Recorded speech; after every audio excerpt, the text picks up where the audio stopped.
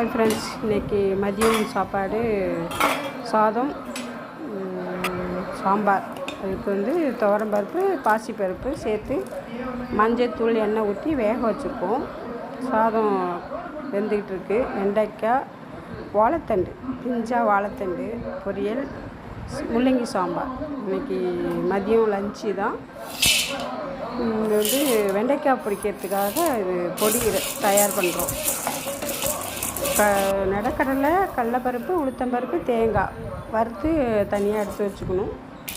இது வாழைத்தண்டு தாளிக்கு கடுகு, உளுத்தம்பருப்பு, கடலைப்பருப்பு, வெங்காயம், பச்சை மிளகாய், கருவேப்பிலை, வாழைத்தண்டு போட்டு உப்பு, மஞ்சத்தூள் போட்டு எல்லாம் வெந்ததும் தேங்காய் துருவல் போட்டு இறக்கிடணும். அடுத்தது சாம்பார்.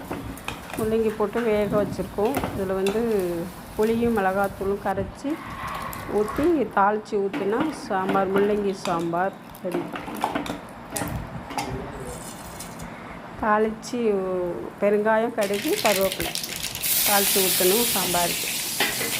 அந்த பெருங்காயம் வாசனையாக இருக்கும். இந்த வாயுவுக்கும் பெருங்காயம் சேர்த்துக்கணும். தேங்காய் பூ போட்டு இறக்கி வச்சிடணும். அடுத்தது வெண்டைக்காய் நைஸாக கட் பண்ணி சின்ன பீஸாக கட் பண்ணி வச்சுட்டு அதை தண்ணி இல்லாமல் வதக்கிட்டு அதுக்கப்புறம் எண்ணெய் ஊற்றணும்.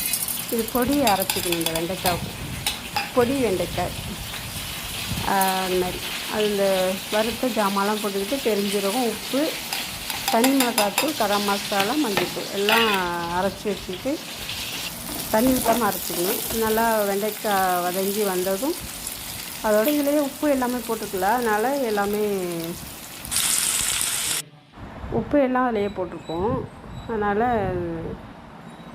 வெண்டைக்காய் பொடி வெண்டைக்காய் சாதம், முள்ளங்கி சாம்பார், வாழைத்தண்டு பொரியல்.